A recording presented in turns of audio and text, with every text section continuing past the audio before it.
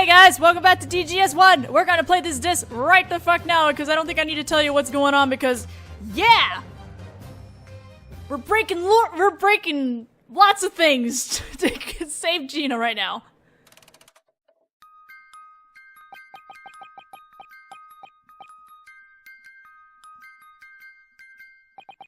This makes it clear. It's Morse code. Hold it! Alright, I get it. I admit everything. You must stop that music box this instant!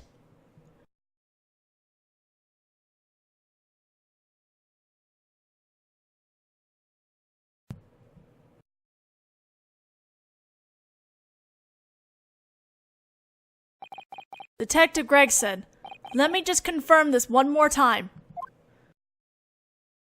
You made an exchange with that witness, with Cloudgrease-san, right? You obtained this disc in exchange for sharing information about the crime scene. You told him about the existence of the window in the door of the storeroom.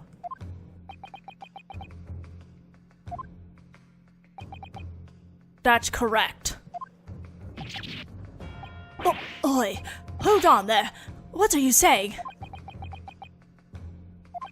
It's all as that Oriental attorney says. When the trial reconvened and I took the stand at this man's side, I proposed the exchange. Shut up! Shut up! A moment, if I may. If memory serves, you're the detective I met at the crime scene, correct? I have the thing you've been searching for right here in my possession. Perhaps you'd be willing to make an exchange with me.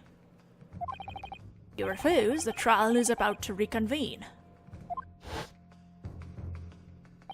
I couldn't risk the slightest chance that the stolen information would be leaked, so I accepted his terms and told him what I deemed to be decisive information.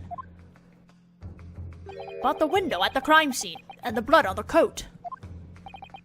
This witness intended to create false testimony and pin the crime on the defendant. You knew that, Detective Gregson, and yet you gave him the information about the window. That's right. The fact that that window hadn't been created until after the murder was something that I myself only just learned. Well, what do you say, Cloudgrease-san? Finally, there's nowhere else you can hide. You made an exchange with the detective in order to escape your crime. There's only one thing that fact proves. That night, you, the third intruder in the pawn shop, are the one truly responsible for killing the victim, Mr. Hatch.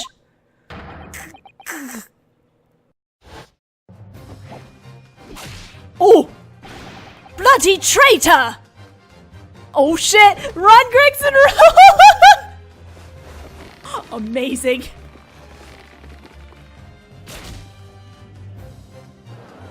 Holy shit! Holy shit! Somebody save him!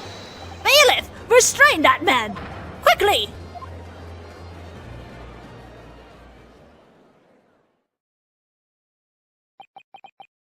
With that, it was all over. Finally! How many videos is this now? 24? 25? I hated living in the slums with every fiber of my being. My curse was being born into a poor laborer family amongst the city's filth. My parents were always at each other's throats. I barely ever so much as laid eyes on money.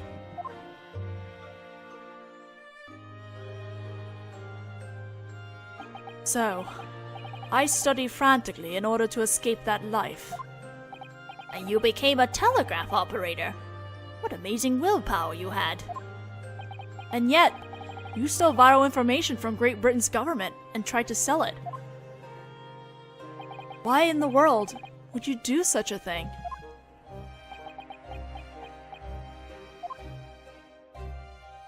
Oh my god, his face. Surely, it doesn't even bear asking. I wanted money.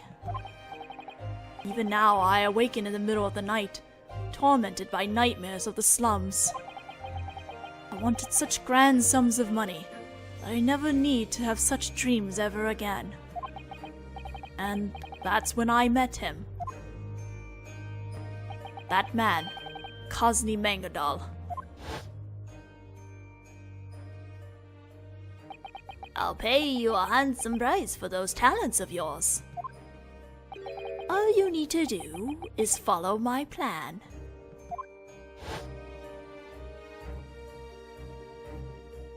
I stole records of government telegrams and gave them to Mangadal in exchange for a large amount of money. I was in charge of inspecting the machines in the legal department's transmission room, so I had the opportunity. You succumbed to the devil's sweet whispers. And stole top-secret government information. That's undoubtedly a serious crime. That's why I took every precaution I could come up with when gathering it. By which you mean this music box.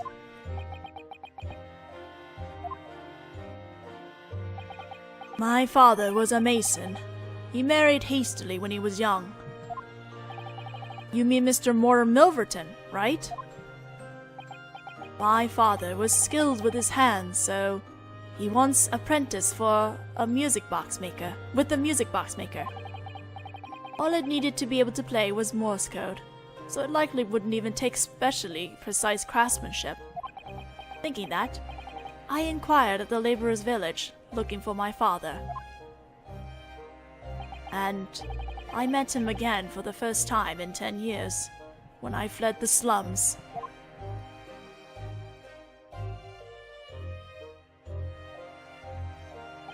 You've really made something of yourself, Rupert. I didn't even recognize you. My father was completely different from the way I remembered him. He looked like a frail old man. A man I'd known would never go astray, regardless of how poor he was. I was sure that if I told him what I was really up to, he wouldn't cooperate. Thinking that, I said to him, I'd like to commission you, Father. Would you make me an original recording of a music box disc? Music box? I've got a chum who's a musician. He wanted to try selling a song he wrote to a pub. I brought the musical score for you to work with. There'll be 2 discs. Sure, I'll do it. It's been 20 years since I did this sort of thing, though. I've got the tools for engraving the discs in the attic somewhere. Give me a moment. And just like that, he made 2 discs containing the coded secret information. So you split the information. That was rather cautious of you. It was in order to protect myself.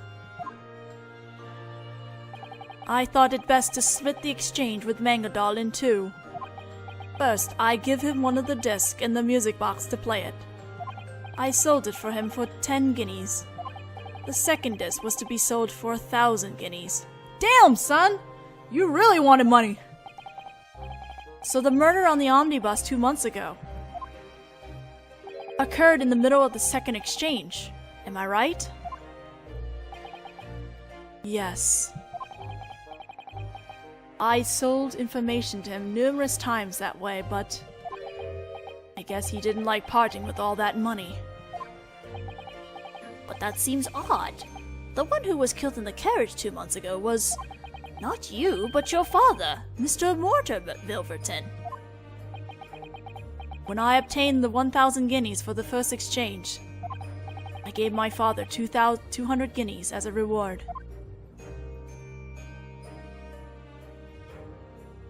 He seems to have figured it out, that I was making some less than honest deals. Let me help with the next exchange too. If you don't, I can't accept your money.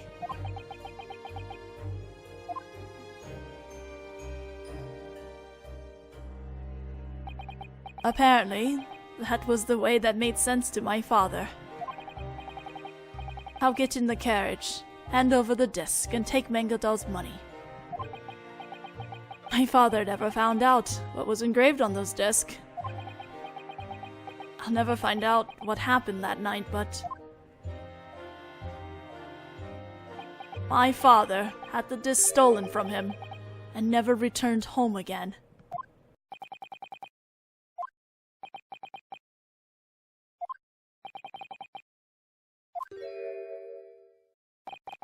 That's when I realized Mangodoll's true nature. I murmured my father's name for the first time in 10 years, and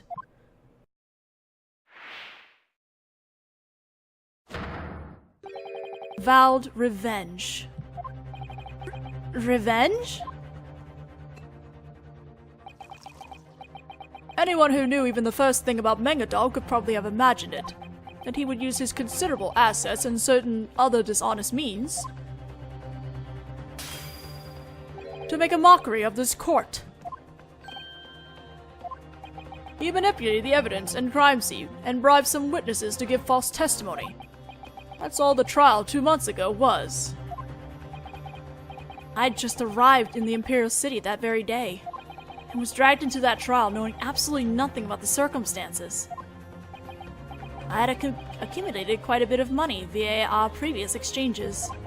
2 months ago, I used all that money and employed several people. There are those in this city who would do anything for money. Mangodoll taught me that. No, Cloudgray-san, you didn't. Yes, I did. When he used his dishonest means of winning that non-guilty verdict. I sealed that demon's fate with my own hands. Ooh, he started that fire! That disaster 2 months ago was planned by me and put into motion. The one who killed Mangodoll 2 months ago was this man.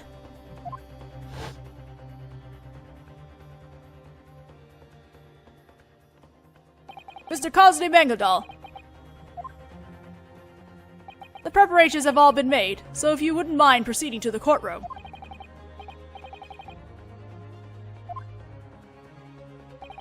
Oh my, this is quite a bit sooner than I was promised. In that case, this is where I must take my leave. The omnibus will now be re-examined one final time, and they would like me to be presented for that.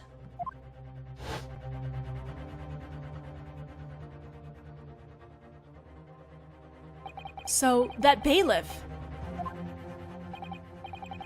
Yes, it was an impostor that I had bribed and instructed. Mangodoll has warped the trial with the power of money. He used someone he bribed to plant fabricated evidence on the carriage and threatened the witness into giving false testimony.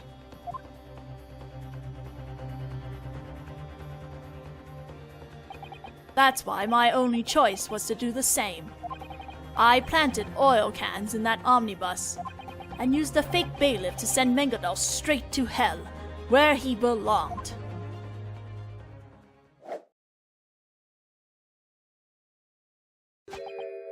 That is all. That's how I avenge my father. How frightening. But there's one thing that's still bothering me. Bothering you? Yes, naturally, I mean the second disc my father had. Indeed. It wasn't so much as mentioned in the trial 2 months ago. In other words, the disc had vanished from the scene of the crime. That's when I suddenly remembered something. Something that had happened during my very first exchange with Mangodoll.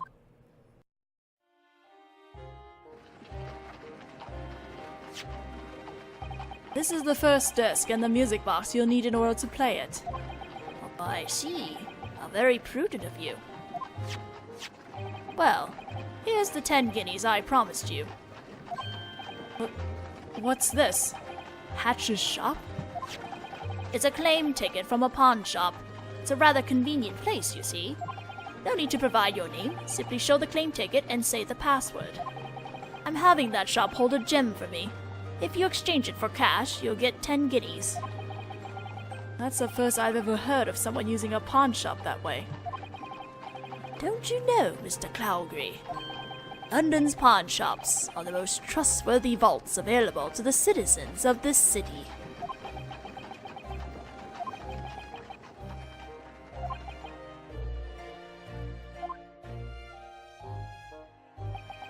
When it came time for him to hide the disc he'd stolen from my father, I had no doubt it would be at that shop.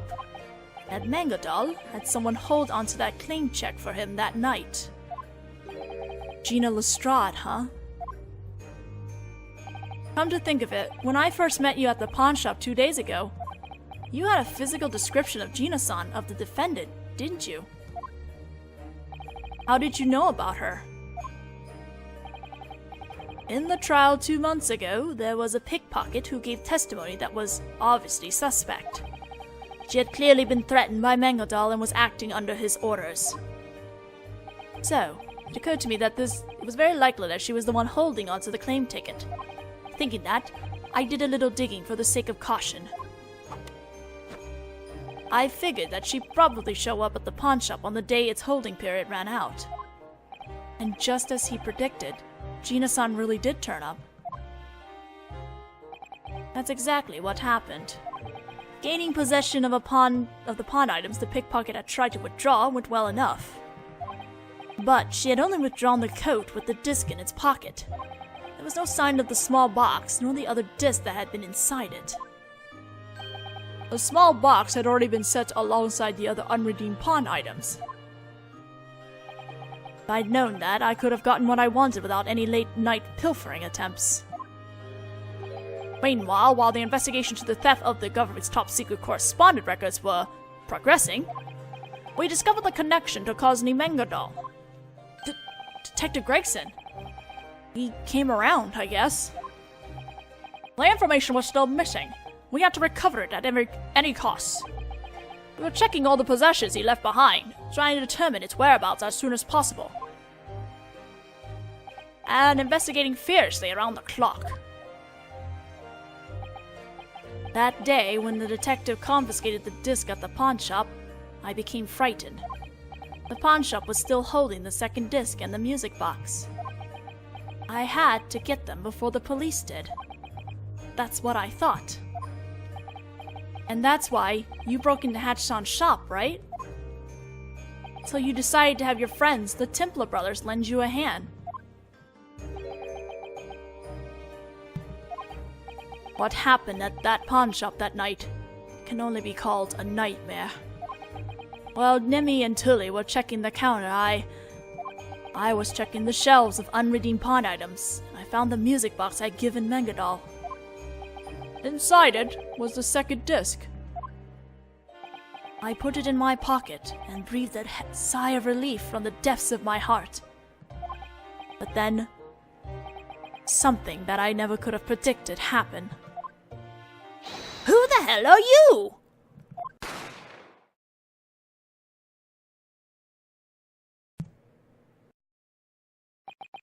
A gunshot rang out through the shop, and a sharp pain shot through my arm. The bullet fired by Hatch grazed your arm. Yes, that's right, and I, unfortunately, just happened to be carrying a pistol of my own, just in case the worst should happen.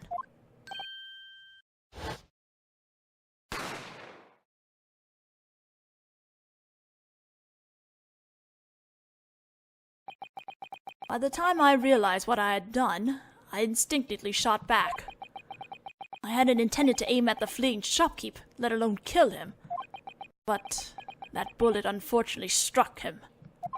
Right in his back as he was trying to escape into that room. What a turn of events. Everything happened at once. The Templars probably had no idea what happened. I got scared and ran from that shop. And that's everything that happened that night, at that shop.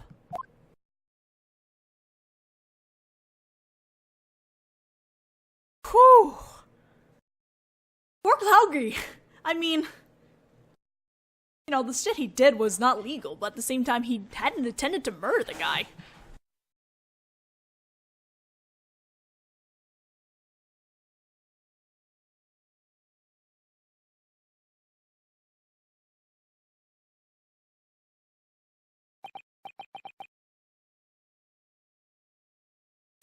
You refer to Mangodal as a demon. He warped the truth using the lure of money and tried to flee from the responsibility of murder he committed. However, what you have done is exactly the same thing.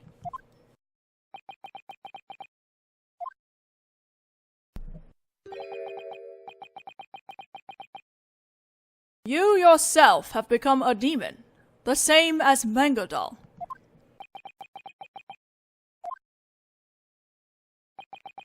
I have, haven't I?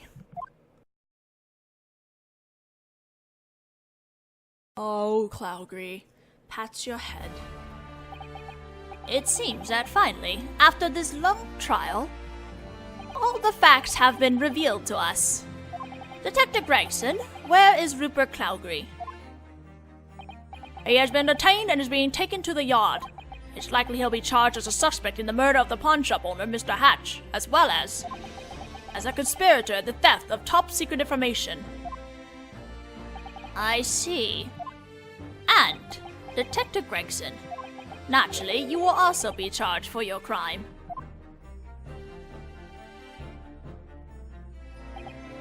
Yes, of course. In the end, you aided the real killer in attempting to escape his crime, even if it was in order to fulfill your duties as a detective. We cannot simply look the other way on this matter. Poor Gregson. At the same time, goddammit, Gregson. Defendant, Gina Lestrade. Yes? Your final verdict will now be handed down. Are you prepared, jurors? Sir, the Garadeb platoon is now ready, and I mean that for real this time. We have arrived at a single, absolute verdict. Understood. In that case, jurors, state your verdict once and for all. Muzai. Muzai. Muzai. Muzai. Muzai. Oh, we did it. It's over. Until DGS2, but for God's sake, it's over. Oh! Bloody brilliant! Finally, my time has come at last. Finally, we made it, Naruhodō-kun. Ugh, I was really worried for a while there. You're the best defense attorney in the world. There's something I must tell you, defendant. What? Why are you making that scary face? Before you regain your freedom, you will also be charged for your crimes. Huh? You gave false testimony during the trial 2 months ago. And during this incident, you unlawfully entered Mr. Hatch's pawn shop and tried to claim Mr. Mangodal's pawn items as your own. Huh? I'm telling you, I did no such thing. That's quite a claim from someone who was wearing that coat so happily yesterday.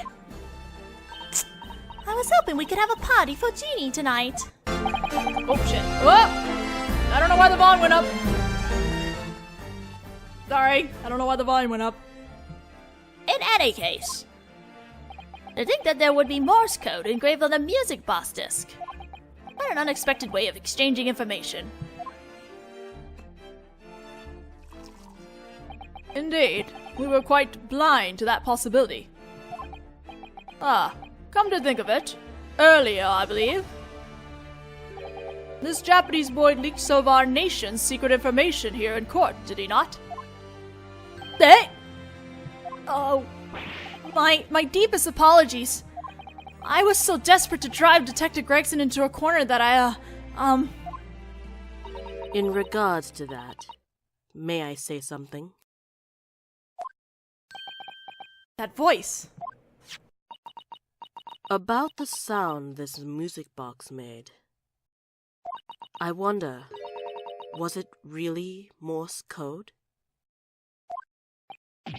What do you mean, Juror 5? It's simply that I consider myself a bit of a fanatic when it comes to Morse code. I've come to see the whole world in dots and dashes. That's, how can I say this? Quite drastic, isn't it? That's how I can be certain that the 2 discs we heard a moment ago were simply a meaningless collection of sounds. What? That's ridiculous! That sound wasn't Morse code? No, it's definitely Morse code. What are we talking about? Excuse me, would you mind if we listen to this one more time? Don't be a fool, they're still state secrets! This trial is not the place to discuss the contents of the code the government transmits. They were plotting to make an exchange for that code with our enemies. Unless the ones responsible admits to it, that's as far as we can pursue the matter. Oh, the curiosity is killing me. Iris seems she's got something here. Defendant, Gina Lestrade. Yes? You were put through quite an ordeal during this case. Fabrication, coercion, perjury. A dark side that ought not to exist in the first place. It's a side unfit for children's eyes. I see stuff like that every day on the streets, though. What? The weak suffer. That's just how it is. Gina-san. But I feel like I understand a little after today. If you want this terrible world to change, you have to start by changing yourself.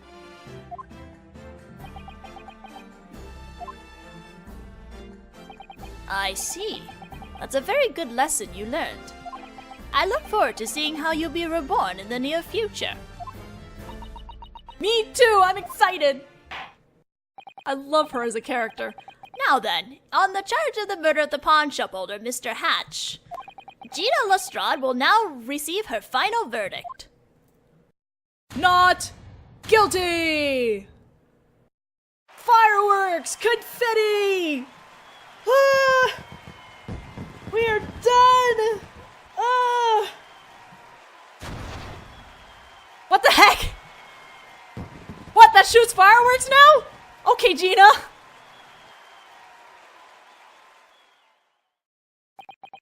This concludes today's trial.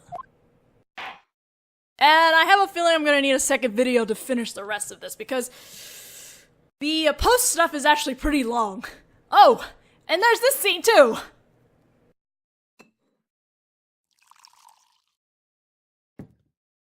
Also, why? Okay, I'm pretty sure this is an empty courtroom, but you can still see, like, people sitting in the gallery, okay? Personally, I'm rather surprised, Oriental Defense Attorney. Sir! In spite of being Japanese, you managed to see through the evil designs of the English, while at the same time maintaining faith in the English defendant and defending her to the bitter end. It's a rather curious feeling. I don't think there's anything curious about it. Humans, be they British or Japanese, are still humans. They're not that different from each other. I returned to the courtroom for only one true purpose, and that was to do battle with you in court once more. Eh? When I first met you in that trial 2 months ago, I remembered how I had once completely trusted and then been betrayed by a Japanese person. I wanted to understand the true nature of the Japanese, of you. I had to see it with my own eyes. You mentioned before, too, how a Japanese person had betrayed you. What exactly happened? This is you we're talking about. Someday, when the time is right, I'm sure you'll find out. In DGS2! Which I hope will be soon, but I'm still waiting on translation, so I don't know when that's gonna happen.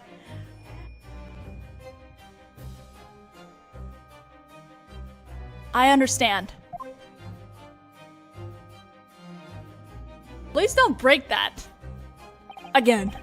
It's been 5 years since I earned the title of Grim Reaper and vanished from the court. I will give you some thought of my own to the significance of our meeting. Let us meet again sometime, Japanese defense attorney. Hey! He's not calling him Japanese boys or any other, insulting shit for once. I'm proud of you, Baroque. You're getting there. We want to know why you hate the Japanese so much. And I think I'll just stop it here for now, and we'll, see the rest of the post-trial, post-case in the next video. I'll see you guys then. Blech.